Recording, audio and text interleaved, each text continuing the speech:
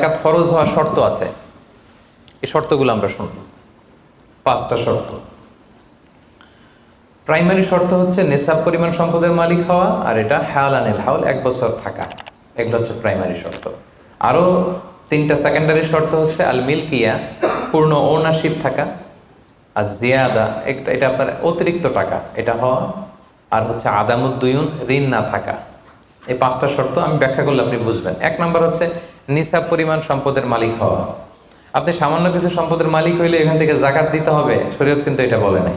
সুবহানাল্লাহ। আপনি জাকাতের নিয়ম শুনলে দেখবেন যে ইসলাম কতটা ব্যালেন্সড। একটা থ্রেশহোল্ড আছে, একটা স্ট্যান্ডার্ড আছে, এই মানে গেলে দিবেন। সেটা কত? সেটা গোল্ড আর সিলভার দিয়ে রাসূল সাল্লাল্লাহু আলাইহি ওয়াসাল্লাম দিয়েছেন, কারণ তখন গোল্ড আর সিলভারের কয়েন ছিল, মুদ্রা ছিল। আগে কিন্তু সোনা আর রূপা দিয়েই মুদ্রা বানানো হতো, পরে এটা পেপার মানি শুরু হয়েছে, কাগজের টাকা। তো একটা হচ্ছে দিনার আর একটা দিরহাম। তো রাসূল সাল্লাল্লাহু আলাইহি ওয়াসাল্লাম যে থ্রেশহোল্ড বেঁধে দিয়েছেন সেটা হচ্ছে 7.5 তোলা স্বর্ণ বা 52.5 তোলা রূপা। আই রিপিট, এটা সবাই জানেন আশা করি, যে 7.5 তোলা স্বর্ণ আর 52.5 তোলা রূপা। আধুনিক সময়ে গ্রাম দিয়ে দোকানদাররা হিসাব করে, তো গ্রাম দিয়ে যদি আপনি বুঝেন তাহলে 85 গ্রাম স্বর্ণ অথবা 595 গ্রাম রূপা, এটা হচ্ছে থ্রেশহোল্ড নিসাব, অথবা এর সমপরিমাণ অর্থ, ক্যাশ টাকা যদি আপনার কাছে থাকে, তাহলে আপনি নিসাবের মালিক হয়েছেন। যেদিন আপনি এই নিসাবের মালিক হবেন ওই দিনটা আপনি ডায়েরিতে টুকে রাখবেন, কারণ এটা যদি 1 বছর আপনার কাছে এরকম থাকে, 1 বছর পরে যে আপনি জাকাত দিবেন, কিভাবে দিবেন আমি সামনে বলবো।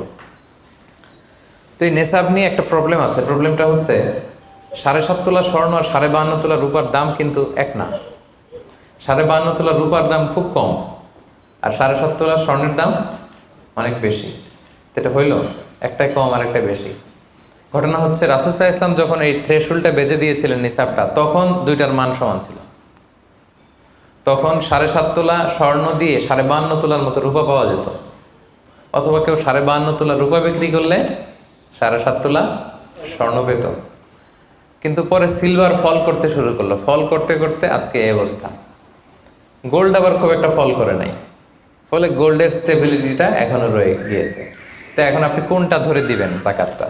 যদি আপনি রূপা ধরেন, কথার কথা, রূপা যদি এই 1 ভরির দাম 1000 টাকা হয়, তাহলে 52.5 ভরির দাম কত?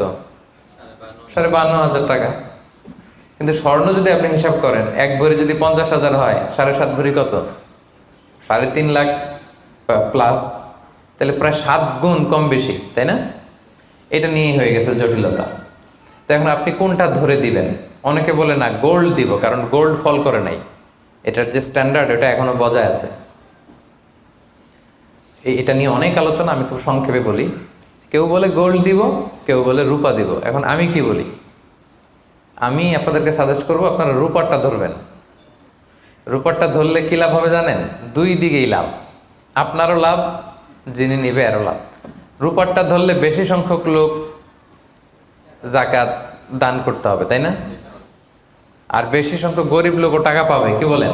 তো 2 পক্ষে লাভ হইল না। এখন প্রশ্ন করতে পারেন, হুজুর ও পাইছে ওর লাভ, আমার লাভ কি? আপনার তো সবচেয়ে বড় লাভ, আপনি তো সওয়াব পাবেন আখিরাতে। এটা আমাদের বেশি দরকার না? কি বলেন? যিনি গ্রহীতা উনি পেয়ে লাভ, তার লাভ হইল, আর যিনি দাতা তিনি সওয়াব পেয়ে লাভবান হইলেন, তিনি সম্মানিত জাকাত দাতা হইলেন। অল্প আসুক না, ধরেন আপনার 1000 টাকা জাকাত আসছে, তা আপনি যদি 1000 টাকা জাকাত দেন, এটা আপনার হৃদয়ে একটা প্রশান্তির কারণ হবে না যে আমি সম্মানিত জাকাত দাতা, আলহামদুলিল্লাহ, আই এম এ জাকাত পেয়ার। এবং এত বড় একটা ফরজ ইবাদতের লিস্টে যে আপনি ঢুকতে পারছেন, এটাও তো কম কিসে, কি বলেন?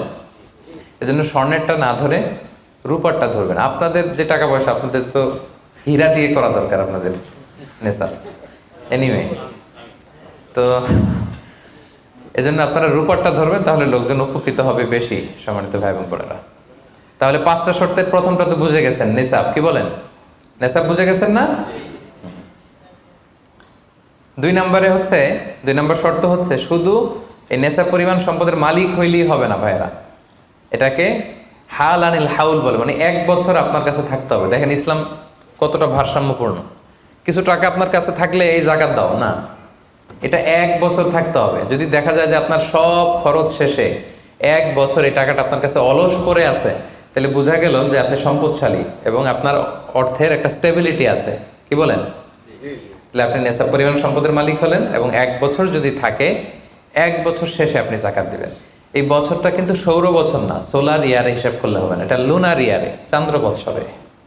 খেয়াল রাখতে হবে সৌর বছর জানুয়ারি ফেব্রুয়ারি মাসের যে হিসাবটা এটা 365 দিনে 1 বছর, কিন্তু যেটা লুনার ইয়ার চন্দ্র বছর এটা কতদিন 1 বছর কে জানে? কেউ জানেন না? 300 হ্যাঁ 354 দিন, রাইট, 354 দিন, সামান্য কিছু সময়। তো 11 দিনের কিন্তু এখানে ডিফারেন্স আছে, 11 দিনের ডিফারেন্স আছে।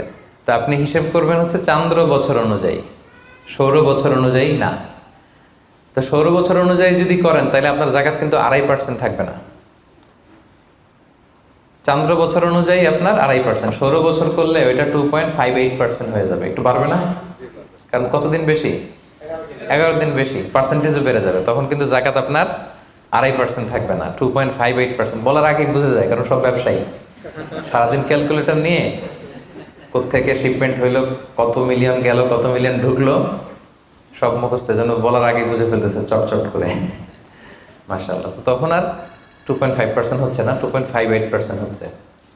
তাহলে সম্মানিত ভাইরা, আপনি ধরেন, উদাহরণস্বরূপ ধরেন যে আপনি গত রমজানের 20 তারিখে সর্বপ্রথম নিসাব পরিমাণ সম্পদের মালিক হয়েছিলেন। তো তারপরে আপনি খেয়াল করবেন যে দেখি সারা বছর এই পরিমাণ অতিরিক্ত অলস টাকা আমার কাছে পড়ে থাকে কিনা। থাকতে থাকতে থাকতে থাকতে এই রমজানের 20 পর্যন্ত দেখেন যে টাকা ওইটা তো আছে, আরও হয়েছে টাকা। তো তার মানে আপনি এখন জাকাত দিবেন, যেহেতু নেসাবের মালিকও হয়েছেন, আবার পূর্ণ একটা চন্দ্র বছরও আপনার অতিক্রম করেছে, স্থায়ী হয়েছে, তখন আপনি জাকাত হিসাব করবেন। তাহলে 2টা শর্ত বুঝলেন না? 3 নাম্বার হচ্ছে ওনারশিপ, আপনার মালিকানা থাকতে হবে। যে সম্পদটা আছে খালি আপনার কাছে টাকা থাকলেই হবে না, এটা কমপ্লিট, আরবিতে তাসাররুফ বলে, কমপ্লিট ওনারশিপ আপনার থাকতে হবে। এখন একজনের আমানতের টাকা আপনার আছে, ওটা আপনি জাকাত দিতে পারবেন? একজন 5 লাখ টাকা আমানত রাখছে, আপনি এটা জাকাত দেওয়া শুরু করছেন, হবে? সেটা তো উনি জাকাত দেবে, এটা তো আপনার আমানতের টাকা, এই টাকা তো আপনার বুঝাই দিতে হবে। তো আমানতের টাকা কিন্তু কমপ্লিট ওনারশিপ আমার থাকে না, এটার হিসাব আমি করবো না। তো এটা বুঝে গেলেন।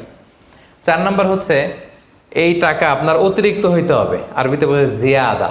দেখেন ইসলাম কত সুন্দর, ইসলাম বলে আপনার নিজের পার্সোনাল এক্সপেন্সিস, আপনার লিভিং কস্ট, আপনার সব ধরনের অ্যাকোমোডেশন, আপনার ট্রান্সপোর্টেশন এক্সপেন্সিস, আপনার মেডিকেল এক্সপেন্সিস, আপনার বাচ্চার স্কুলিং, আপনার ইয়ারলি ট্রিপ যদি থাকে, এন্টারটেনমেন্ট, ধরেন বছরে আপনি একবার ফ্যামিলি আউটিং করেন, এই খরচটা, যত খরচ আপনার হতে পারে, এই সব খরচ শেষেও কিছু টাকা আপনার থেকে যায়, ইসলাম বলে ওইটার উপরে জাকাত দিবে। সুবহানাল্লাহ। জিয়াদা, অতিরিক্ত হওয়া শর্ত। আপনার লাগে, যদি আপনার এই টাকা লাগে, ওটা তো আপনি ইউজ করবেন। আপনার টাকার ব্যবহারের জন্য সবচেয়ে বেশি হকদার কে? আপনি নিজে। আপনার সব খরচ আলহামদুলিল্লাহ সুন্দরভাবে চলে, এরপরও নিসাব পরিমাণ টাকা বছরব্যাপী যখন আপনার রয়ে গেল, ইসলাম বলে জাস্ট 2.5%। সুবহানাল্লাহ। তাহলে অতিরিক্ত হইতে হবে। সর্বশেষ শর্ত, 5টা শর্তের সর্বশেষ শর্ত হচ্ছে ঋণ থাকতে পারবে না। ঋণ থাকলে ওইটা জাকাত থেকে বাদ যাবে। ধরেন আপনার আছে 5 লক্ষ, কিন্তু আবার ঋণও আছে 5 লক্ষ, কথার কথা, তো এটা তো আপনি আগে ঋণ দিবেন, আপনি তার জাকাত দিতে পারবেন না। এই কথাটা কি বুঝতে পারছেন? আচ্ছা, ঋণ ভাই 3 ধরনের। কয় ধরনের? 3 ধরনের। একটা হচ্ছে আপনার একবারে পরিশোধ করতে হবে, এরকম ঋণ থাকে না, যে আমি মুরাদ ভাইয়ের কাছ থেকে 1 লক্ষ টাকা নিলাম, আজকে আমার জাকাতের হিসাব করার ডেট, তো 1-2 মাসের মধ্যে টাকাটা দিতে হবে। তো তখন এই যে 1 লক্ষ টাকা উনি পাবে, এই টাকাটা আমি বাদ দিব আমার অন্যান্য অ্যাসেট থেকে, বাদ দিয়ে যদি দেখি যে না তারপরেও জাকাত হয় দিব, আর না হলে দিব না, কারণ এটা একবারে দিতে হবে। ওনার বলছে যে 1 লক্ষ আমি একবারে দিয়ে দিব আপনাকে 1 মাস পরে, এইভাবে ঋণটা নিয়েছিলাম। তাহলে কিছু কিছু ঋণ আছে একবারে পরিশোধযোগ্য, ওকে, এটা জাকাতের ক্যালকুলেশন থেকে বাদ যাবে। কিভাবে বাদ যাবে আমি ক্যালকুলেশন করে দেখাবো। ঋণের দ্বিতীয় প্রকার হচ্ছে ইনস্টলমেন্টের কিছু ঋণ আছে, কিস্তিতে দেয়া লাগে। লেটস সে আমি 1 কোটি টাকা দিয়ে একটা গাড়ি কিনেছি, BMW গাড়ি, বা 50 লক্ষ টাকা দিয়ে আমি একটা হুন্ডা গাড়ি কিনেছি, 50 লক্ষ টাকা। তো এটা আমি কিস্তিতে কিনেছি। কিস্তির ঋণ যদি হয় তাহলে আপনি কিন্তু পুরোটা বাদ দিতে পারবেন না, তখন সর্বোচ্চ 12 মাসের কিস্তি বাদ দিতে পারবেন, 12 মান্থসের, তাও এই চন্দ্র মাসের হিসাবে। কারণ জাকাতের হিসাবটা কি 12 মাসের হিসাব, তাই না? এটা একটা ইয়ারলি ক্যালকুলেশন। আপনি পুরোটা যদি একবারে বাদ দেন তাহলে তো আপনার আর জাকাতই দেওয়া লাগবে না। কি বলেন? বাংলাদেশে অনেক বড় বড় সিআইপি ব্যবসায়ী আছে, ওনারা হাজার হাজার কোটি টাকা ব্যাংক থেকে ব্যবসায়ের কারণে ঋণ নেন এবং ওনাদের ঋণ খেলাপি হয়। তো ওনারা যদি বলে হুজুর আমার তো ঋণ আছে, তো উনি আর জাকাত দিবে কি? ওনারাই তো আমার জাকাত দেওয়া লাগবে এখন। কি বলেন? এরকম বড় বড় সিআইপিরা যদি ঋণের দোহাই দেয়, উনি আর জাকাত দিবে কি? উনি তো ঋণী। তাই উনারাই কিছু জাকাত আমাদের দেওয়া লাগবে, কারণ আমরা জাকাতের 8টা খাতের মধ্যে একটা পড়েছি, বল গরিমিনা। কি বলেন? ঋণগ্রস্ত ব্যক্তিকে জাকাতের টাকা দিয়ে হেল্প করা যায়, তো উনি আর দিবে কি? উনারে দেই আমরা। ওই ঋণ বাদ দেওয়া যাবে না। ইনস্টলমেন্টের ঋণ হইলে 12 মাসের, আর ওইরকম ঋণ খেলাপি 1000 কোটি টাকা, এগুলো বাদ দেওয়া যাবে না। 3 নাম্বার ঋণ হচ্ছে লাক্সারি পণ্য কিনতে যে ঋণ হয়, এই ঋণ জাকাত থেকে বাদ দেওয়া যাবে না। বিলাসিতামূলক কিছু যদি আপনি কিনেন, আপনি একটা লাম্বরগিনি কিনলেন 10 কোটি টাকা দিয়ে, এটা আপনি জাকাত থেকে বাদ দিতে পারবেন? পারবেন না। তাহলে লাক্সারি আইটেমের যে ঋণ, এটা বাদ দেওয়া যায় না। তাহলে ঋণের ব্যাপারটা পুরোপুরি বুঝে গেছেন না? এই 5টা শর্ত যদি থাকে আপনার মধ্যে পাওয়া যায়, অর্থাৎ আল্লাহ তালা আপনাকে একটা নিসাব পরিমাণ সম্পদের মালিক বানিয়েছেন, এটা আল্লাহ তালা পুরো 1 বছর আপনার এই পরিমাণ টাকা আপনার মধ্যে স্টেবল ছিল এবং এটার পূর্ণ ওনারশিপ আপনার আছে, এবং এটা আপনার সব খরচের অতিরিক্ত, এবং সবশেষে এটা আপনার ঋণের বাইরে, ওই সম্পদ থেকে আল্লাহ তালা আপনাকে জাকাত দিতে বলেছেন। তাহলে জাকাতের শর্ত সবার ক্লিয়ার।